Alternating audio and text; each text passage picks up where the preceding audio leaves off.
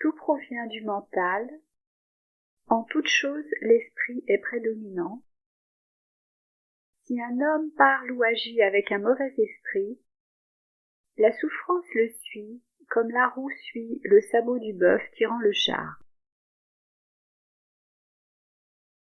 L'esprit est instable, difficile à maîtriser, toujours en quête de jouissance. Il est bon de le contrôler. Un esprit dompté assure le bonheur. Ni père, ni mère, ni aucun proche ne peut nous rendre aussi heureux qu'un esprit bien contrôlé. Celui qui cueille les fleurs du plaisir avidement sera surpris par la mort avant d'être rassasié. Les fous n'ont pas de pires ennemis qu'eux-mêmes, amer sera le fruit de leurs mauvaises actions. Il n'est pas bon de commettre un acte provoquant des regrets, et dont les fruits seront accueillis avec des larmes et des lamentations. Associe-toi aux bonnes personnes, aux meilleurs des hommes, et non à ceux faisant du mal ou à l'âme basse. Le plus grand des conquérants n'est pas le vainqueur d'une bataille, mais celui qui se vainc lui-même. Si pendant 100 ans on fait des dons par milliers, et si un seul moment on rend hommage à un être sage, ce seul hommage vaut mieux que tous ces innombrables dons. Un seul jour vécu avec sagesse vaut mieux que 100 ans passés dans l'ignorance.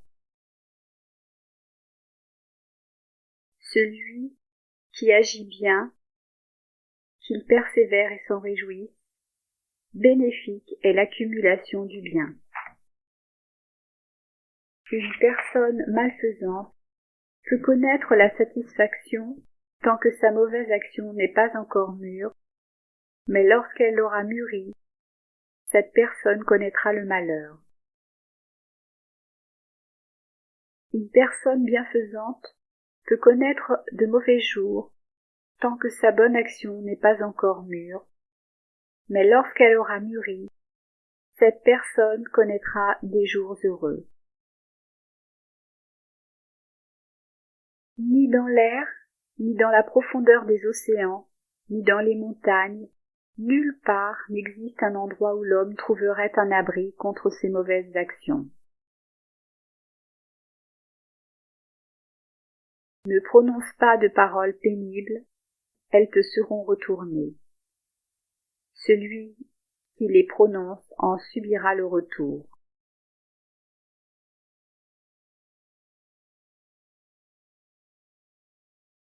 Quel bonheur, quelle joie y a-t-il dans un monde empli de tourments? Pourquoi ne pas chercher la lumière?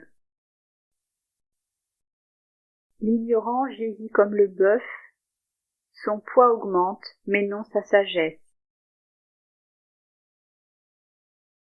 Celui qui commet des mauvaises actions se fait à lui-même le mal que son ennemi lui souhaiterait. Il est facile de faire du mal et du tort, mais bien plus difficile de faire le bien. Une montagne de richesses ne saurait étancher la soif des désirs, car ils sont insatiables, et créent la douleur, ce que le sage sait. Tout comme l'orfèvre raffine l'or, l'homme sage d'instant en instant se purifie de ses impuretés.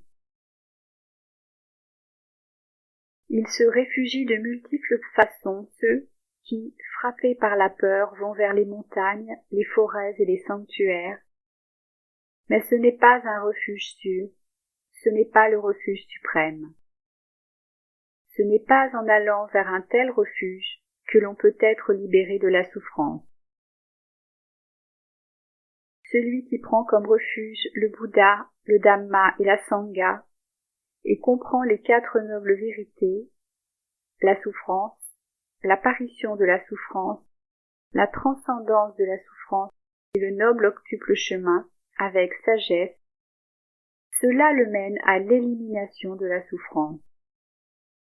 C'est cela le refuge suprême. En prenant un tel refuge, on se libère de toute souffrance.